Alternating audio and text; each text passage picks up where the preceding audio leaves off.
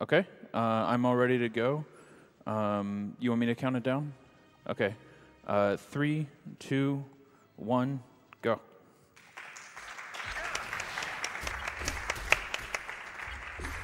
So AJ Firecracker will be playing the Remastered edition of the 2009 Shadow Conflict game.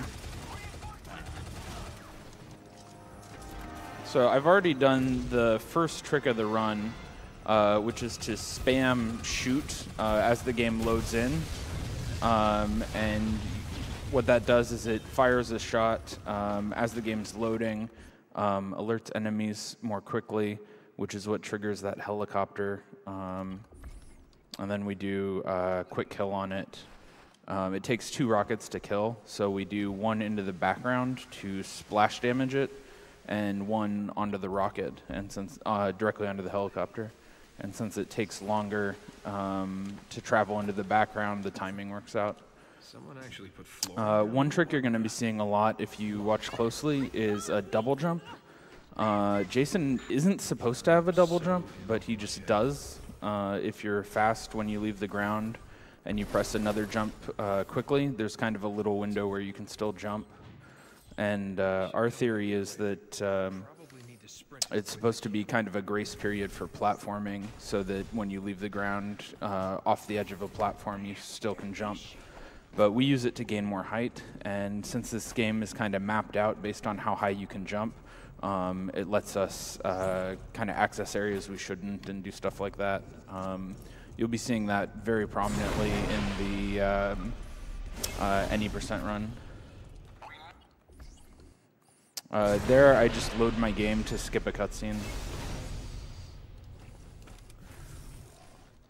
The gold gun that I got is a New Game Plus item. So it lets me have a very powerful gun early on. And that's just going to kind of make things smoother, let me kill bosses a little more quickly. The gun is actually not the most important part of New Game Plus. The most important part is going to be infinite ammo for sub-weapons. As you can see on the bottom right, I'm level 192. So when I pick up the intended version of a weapon, or when I pick up any sub-weapon and then load my game, it will give me infinite ammo. As to why we play on New Game Plus, the game really doesn't like doing fresh file runs. You have to mess with the file system and disable cloud saves and do a bunch of stuff. So the default for us is New Game Plus. Sometimes you get stuck on that edge a little bit. So coming up here, I've got the first boss. There's 3 kind of mech tarantula spider bosses. This is the first one, so we call him Spider 1. Sometimes he walks through you. That's pretty rare. He doesn't die until he's done with that shooting animation, so we switch to a high rate of fire weapon. The gold guns give you access to all of the guns on different keyboard commands that are just bound by default. So normally when you pick up an item, you get a slowdown effect. Since the cutscene for the spider boss death is still playing, we get to avoid that slowdown. So coming up is the first big sequence break, and it's something that's intentional. So there's this kind of path here after you kill that spider boss that will open up, and it takes you into the factory part of the game, which is really far into the game.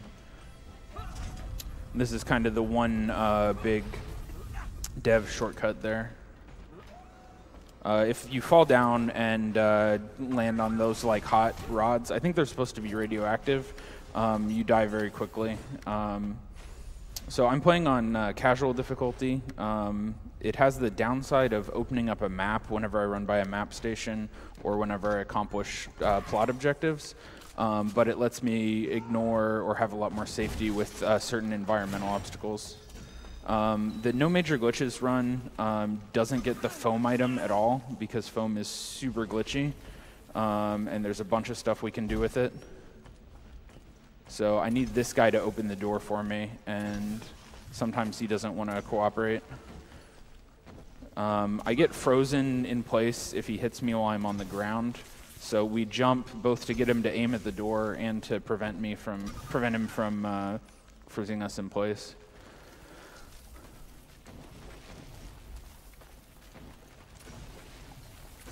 There we go, finally. So that guy does not always cooperate. So there's 3 foam barriers that we're gonna need to get through without having foam. That's the first one. So I do a double jump there just to clean that gap cleanly, clear that gap cleanly. All right, so this is the biggest glitch that you'll see in the no major glitches run. We call that a Z slide. It was found by Greenalink. Basically, whenever you slide, Jason takes a movement in whatever direction he's facing. So if you can make him face the background with the manual aiming and then do a slide, he'll slide into the background a little bit, and it'll get you around small obstacles.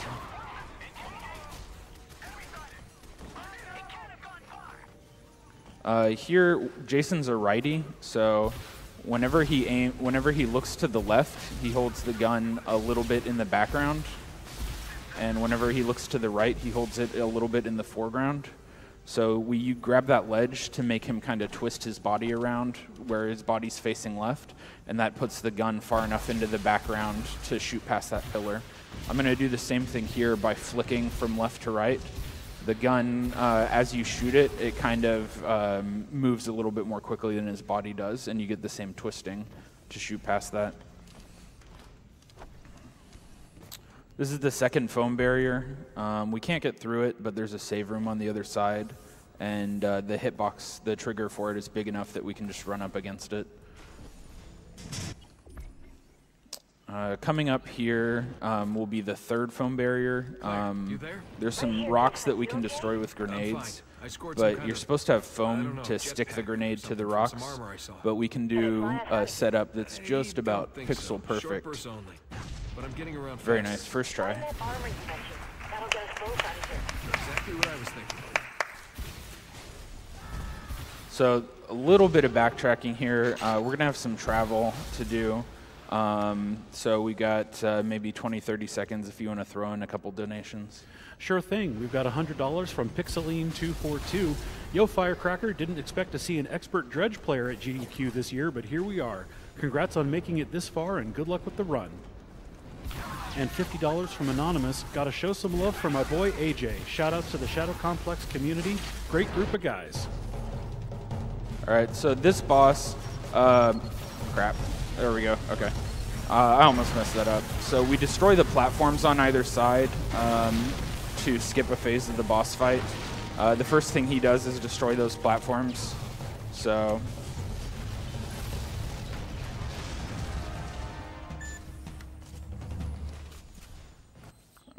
we destroy the platforms for him to skip a phase, and then we stand slightly on the left to force him to the right, because when he dies, he has a quicker animation from the right side. And then we just put in a lot of damage to get that quick kill. All right, so now we have like 2 minutes. So I've got a lot of travel, and then we'll have kind of a very chill section of the run where there's no enemies and we just have to run around hitting cutscenes. So this is probably the best time for donations in the whole run. Sounds good. We have $10 from Semarquito. Greetings from Brazil. Since I didn't own an SNES and never played Symphony of the Night, Shadow Complex on Xbox 360 is the game that really got me into the Metroidvania subgenre. Better late than never. Shout out to the runner and to everyone that makes AGDQ and SGDQ come to reality. We have $15 from ArcsX. First time I didn't miss SGDQ. Finally I can donate. You guys are awesome. Kill the animals. Let me sneak in here real quick. So I'm going to do another Z slide. This just skips a short scripted fight against a helicopter and lets me get into this side of the base more efficiently.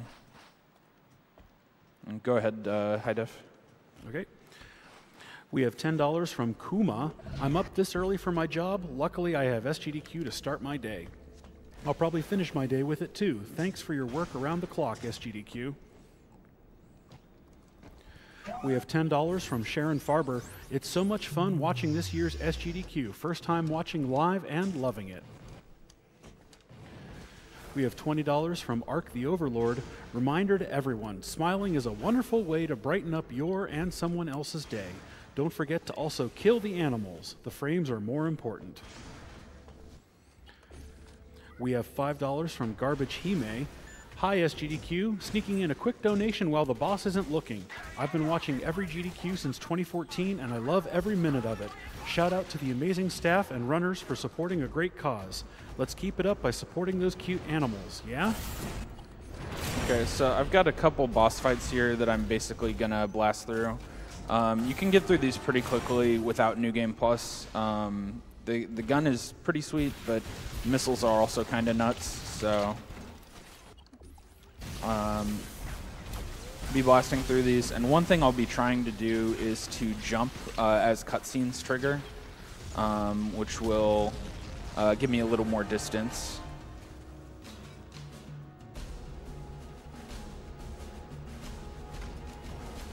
All right, so we're about to get the third movement item, the third major movement item in this game, which is the friction dampener. It's similar to the speed booster in Metroid games, and so from here on out, the run will get pretty frenetic.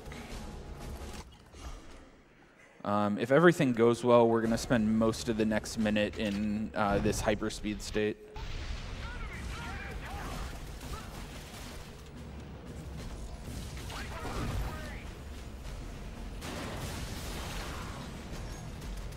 Jumping off of sloped ceilings like that saves a little time.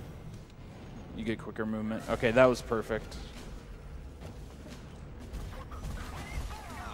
Okay, that guy sometimes shoots a rocket at you. That's why I was shooting shotgun shots at him, but unfortunately, he still shot his rocket.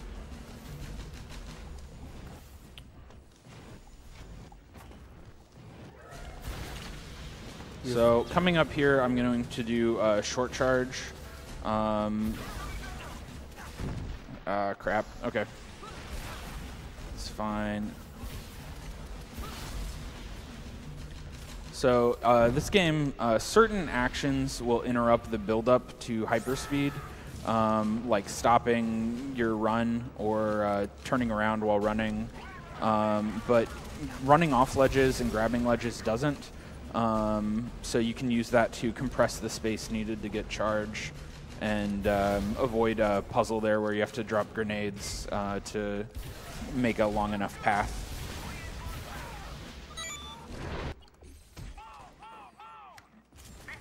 So that cutscene there lowers a drawbridge to let us get into the last section of the base.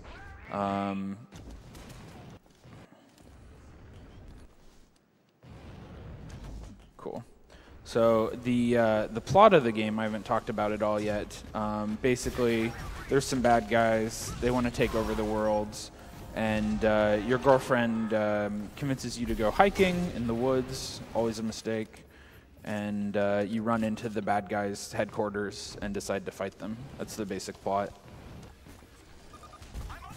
And the bad guys keep accusing your girlfriend of being a spy, but she doesn't actually do anything in this game, and you rescue her. We skipped all that. This is a really slow elevator. All right, there we go. So this right here is actually the really critical area of the game from a speedrunning perspective. This cutscene right here is what triggers the final boss to exist. That's going to be important for the glitched run in a minute here. The final boss is actually in an area that's pretty easily accessible. The area I'm in now is pretty hard to access, so that's the real gate on like why you can't just finish the game right from the start. This jump is pretty precise, and I just screwed it up twice. There we go.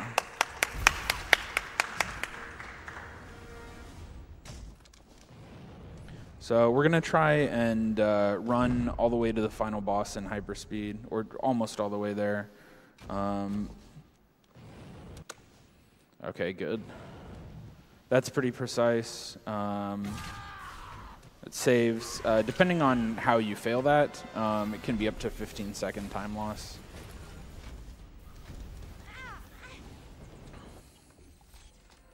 All right.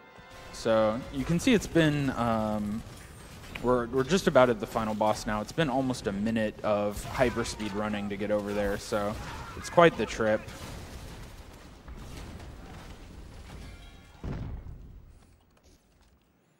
The final boss, the way it works is that there's 3 nukes, and you have to nuke this airship 3 times because 1 is not enough. So time is going to come up when we start the cutscene for firing the 3rd nuke.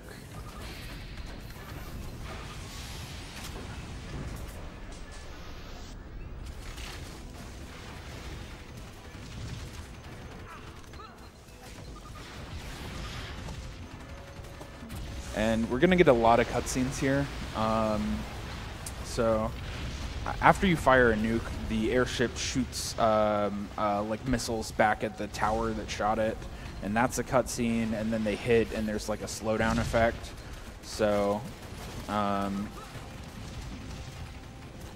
up here, all that movement, the bad movement I just did, doesn't matter because we just need to get this lined up before the shot, because we wait for this cutscene anyway, because it skips another cutscene later on.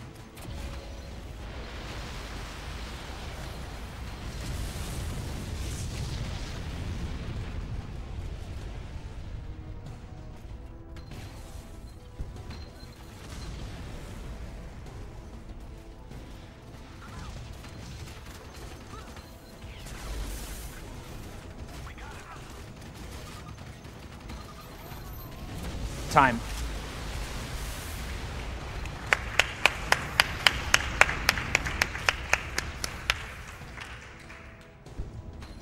So coming up, time stop, that's correct, but coming up is the most important skip of the run. Basically what I'm going to do here, the screen will fade to black, and there's a small window where I can pause and skip the final cutscene, and that'll save us all like 3 minutes.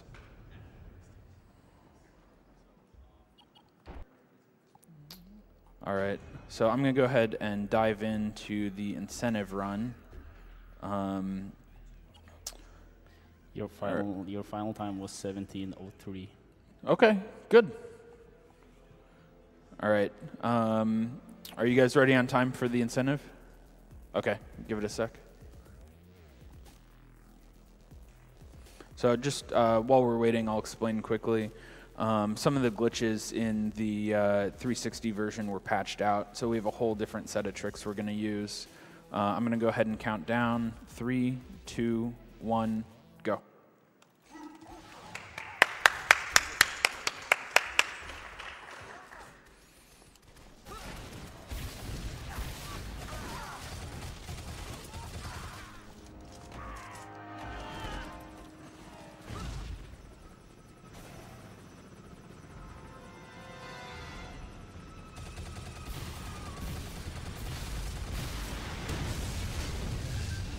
Okay, it didn't get the quick kill there, but it costs like half a second or a second or something. It's really not bad. So coming up, if I could get some give please in chat, I'm definitely going to need your energy here. There's a very precise jump we're doing. It's probably going to take a few tries. And basically, when you double jump, normally you get, for like a good clean input, you'll get about half your body height. We're doing one here that requires almost our whole body height, in addition to needing a bit of a slope from under. There we go, first try. Thank you for the energy. I'm going to assume I got some energy there from Twitch chat. That's pretty much the only way that works. Yeah, you did get a lot of give please energy from Twitch chat. That is for certain.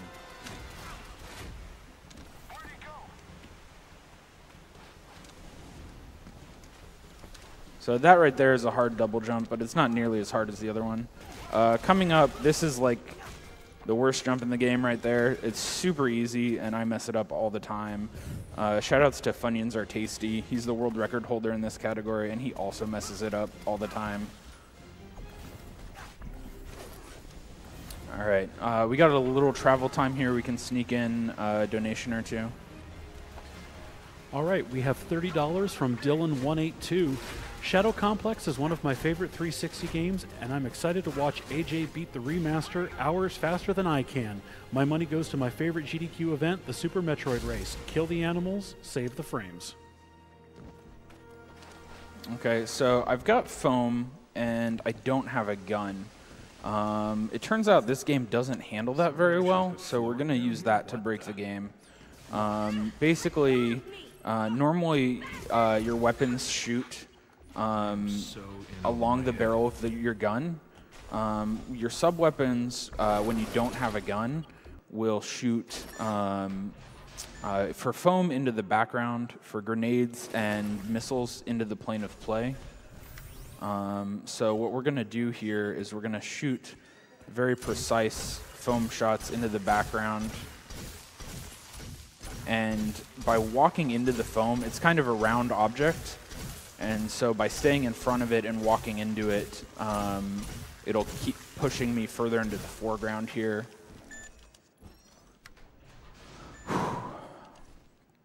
Okay. Little hop there. What that's going to do is that's going to load one version of this final area, this late game area. And then when I jump in, it should load another one. So now I shouldn't be taking damage. And I am. Okay, that's bad.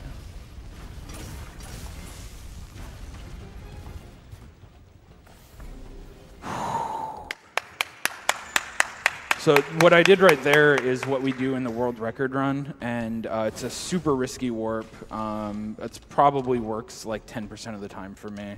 So,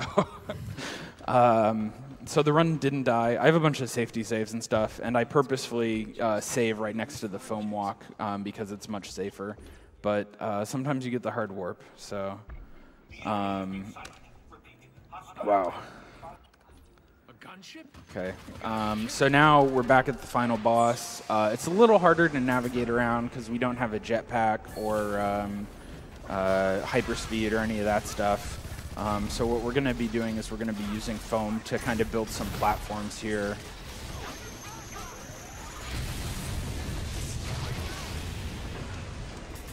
And then the tower, fortunately, we only have to climb once. Wow, especially because I'm failing at it. Okay, there we go. So we only have to climb in that tower once. The way the timing of these works out, without jetpack or hyperspeed or anything, it's most efficient to shoot this turret after activating it. So we're going to hang out here. I put some foam there to displace the character left and save, I don't know, like a frame or something.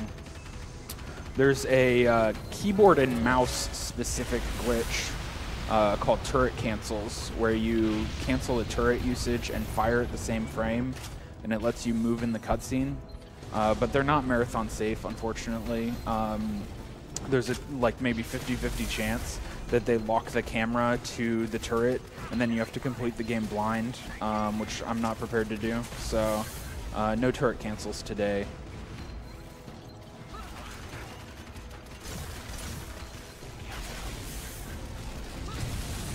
So similarly to before, where we didn't get that last cutscene of the airship retaliating, here by doing the middle turret in the middle of the sequence, we'll also skip that animation, the cutscene of him firing back at us, unless I mess up the movement here. All right, time's coming up in now. Time.